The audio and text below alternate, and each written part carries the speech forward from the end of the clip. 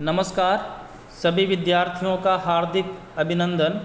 पिछले वीडियो में हमने पढ़ा था कि वनेचर दुर्योधन के राज्य प्रशासन की जानकारी प्राप्त करके युधिष्ठिर से निवेदन करता है। वह उसकी धन धान्य संपत्ति सुख समृद्धि इन सभी का विवरण युधिष्ठिर के समक्ष प्रस्तुत करता है। वह उसी क्रम में कहता है, विधाय रक्षान परितः परितरान अशंकिताकारमुपेति शंकितः क्रियापवर्गेषु अनुजीविसात्कृता कृतज्ञतामस्य वदन्ति संपदः। कि वह दुर्योधन शंकित शंका सहित रहते हुए यानी शंकित रहते हुए भी उसे आशंका रहती थी कि कहीं युधिष्ठिर उसके ऊपर आक्रमण करके साम्राज्य को पुनः प्राप्त न कर ले, इसलिए वह शंकित रहता था। इसी कारण से वह परितः परितरान रक्षान विधाय, परितः चारों ओर, परितरान अपने जो आत्मीय लोग हैं उनको रक्षान विधाय अपना रक्षक नियुक्त करके अशंकिताकारम उपेति शंका से रहित आकार वाला दिखलाता है। लोगों को ऐसे अपने को प्रस्तुत करता है कि मुझे किसी प्रकार की कोई शंका नहीं है, मुझे किसी प्रकार का कोई भय नहीं है, युधिष्ठिर आदि से मुझे कोई डर नहीं है। इस प्रकार वह प्रजाजनों के सामने, अन्य लोगों के सामने, शत्रुओं के सामने वह अपने आप को शंका से रहित दिखाता है। क्रियापवर्गेषु, जिन सेवकों ने कार्यों को पूरा कर लिया है उन अनुजीवी सात्कृता, उन सेवकों को पुरस्कार स्वरूप जो संपत्तियां दी गई है, क्रियापवर्गेषु अनुजीवी सात्कृता संपदा अस्य कृतज्ञता वदन्ति, कि कार्य को पूरा कर लेने के बाद में वह अपने सेवकों को जो पुरस्कार स्वरूप संपत्तियां देता था वे संपत्तियां अस्य, इस राजा दुर्योधन की कृतज्ञता उदारता को वदन्ति कहती है।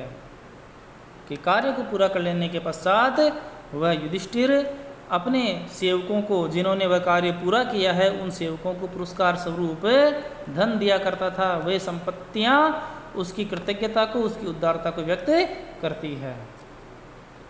आगे, अनारतम तेन पदे सुलंबिता विभज्य सम्यग विनियोग सत्क्रिया फलन्त्युपाया परिबृहन्तायति रूपेत्य संघर्षमिवार्थ संपद। कि तेन पदेषु, उसके द्वारा विभिन्न कार्यों में, तेन उस राजा दुर्योधन के द्वारा पदेश विभिन्न कार्यों में सम्यक अच्छी प्रकार से विभज्य, उन सभी कार्यों को अच्छी प्रकार से विभक्त करके विनियोग सत्क्रिया, प्रयोग के द्वारा सत्कार किए गए और लंबिता जो प्राप्त किए गए उपाय हैं, उपाय चार हैं, साम दान दंड और भेद, ये जो चार उपाय हैं वो संघर्षम उपेत्य इव, वो मानो संघर्ष को प्राप्त करते हुए परिबृहन्तायति अर्थ संपद है अनारतम फलंती, वो निरंतर जो संपत्तियां हैं, धन संपत्तियां हैं, उनको बढ़ाते हैं। इसके जो चार उपाय हैं, साम दाम और दंड भेद, वो चारों उपाय एक दूसरे की स्पर्धा को पा करके मानो आगे स्थिर रहने वाली जो धन संपत्तियां हैं उनको उत्पन्न कर रहे हैं। यानी जो दुर्योधन को साम दान दंड और भेद, ये जो चार नीति के उपाय हैं, इन चारों का उपयोग, जो प्रयोग है, वह इतने मनोयोग से करता है, इतनी नीति से करता है, उसको पता है कि कौन से उपाय को किस प्रकार प्रयुक्त करना है। इसके द्वारा वह देश काल पात्र आदि के अनुसार ठीक ठीक विभाजन करके इन चारों उपायों को उनके उचित स्थानों पर प्रयुक्त करता है। समुचित प्रयोग होने के कारण वे जो चार उपाय हैं वे अधिक से अधिक धन संपत्तियां इस राजा दुर्योधन को देते रहते हैं। वे चारों जो उपाय हैं वो इसको फल देते रहते हैं। अनेक राजन रथासु संकुलम तदीयमास्थान निकेतनाजिरम नयन्त्ययुग्म छद गंधिराद्रताम भृशम नृपुपायन्तन्ति नामद। अनेक राजन्य, जो अनेक राजा लोग हैं उनके रथ और अश्व का समूह है।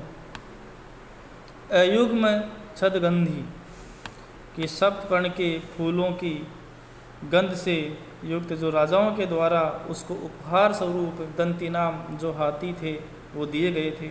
अनेक राजा लोग उस राजा दुर्योधन को मद से, सप्तपर्ण के फूलों से युक्त गंध से, मद से युक्त जो वो दंती यानी हस्ती हाथी उस राजा दुर्योधन को उपहार स्वरूप दिए थे।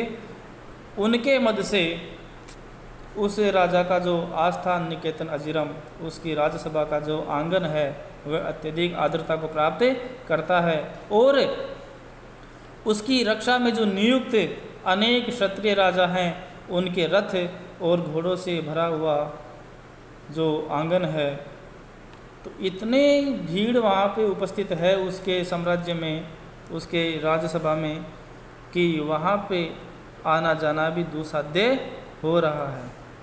यहाँ पे वनेचर उसकी तारीफ करता हुआ कहता है, तारीफ क्या है कि वास्तविकता ही देख के आया था, वह कहता है कि उस राजा दुर्योधन को लोगों के द्वारा जो भेंट में दिए हुए हाथी थे उनकी मद से और अनेक क्षत्रियों के रथ और घोड़ों से भरे हुए उसके सभा भवन में आंगन को इतना गीला बना दिया है, इन रथ इन घोड़ों से और अश्वों से उसका आंगन इतना गीला हो रहा है कि वहाँ खड़े रहना आना जाना भी दुस्साध्य हो गया है। उसकी समृद्धि को प्रदर्शित करते हैं ये सभी हाथी घोड़े, ये सभी उसकी राजा दुर्योधन की समृद्धि को प्रदर्शित कर रहे हैं।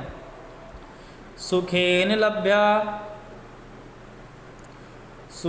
लभ्या ददथ कृषि वलई रकृष्ट पच्चा इव सस्य संपद वितन्वति क्षेम मदेव मातृका चिराय तस्मिन् कुर्वश्चकास्ति। सुखेन लभ्या,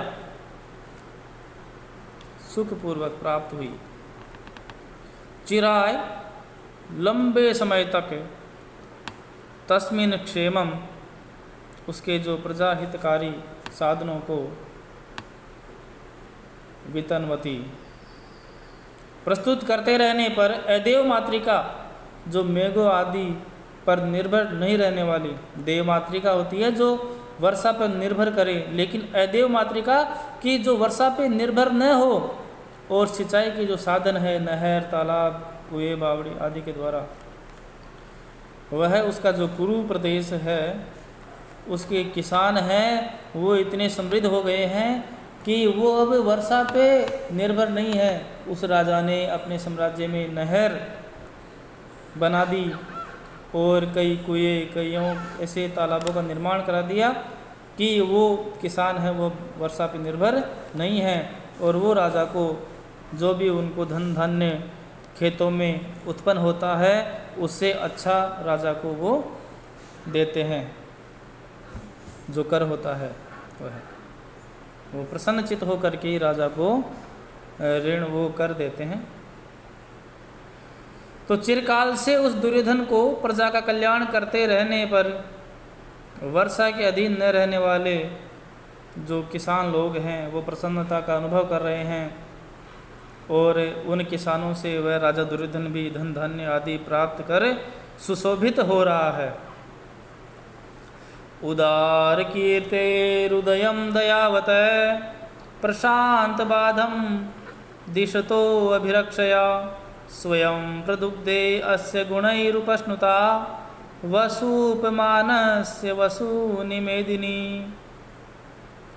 कि वह जो राजा है वह उदार कीर्ते बहुत ही महान यशस्वी उदार बन गया है, दयावत दयावान है, प्रशांत बाधम बाधाओं से रहित, अभिरक्षया रक्षा करने से, उदयम दिशत उन्नति को संपादित करते हुए, वसूप मानस्य अस्य गुणै उपस्नुता कुबेर के समान इसके गुणों की उपस्नुता समानता बताते हुए, मेदिनी जो पृथ्वी है, मेदिनी पृथ्वी का पर्यायवाची है कि मेदिनी वसूनी धनों को स्वयं प्रदुग्धे वह स्वयं प्रदान करती है। उस राजा दुर्योधन को जो पृथ्वी है वह खुद ही धनों को प्रदान करती है।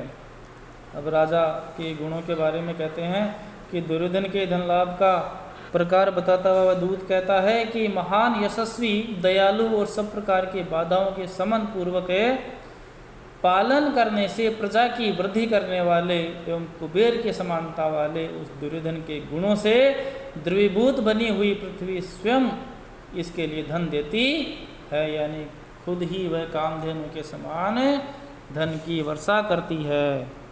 तो राजा के गुणों का इसमें वर्णन किया गया।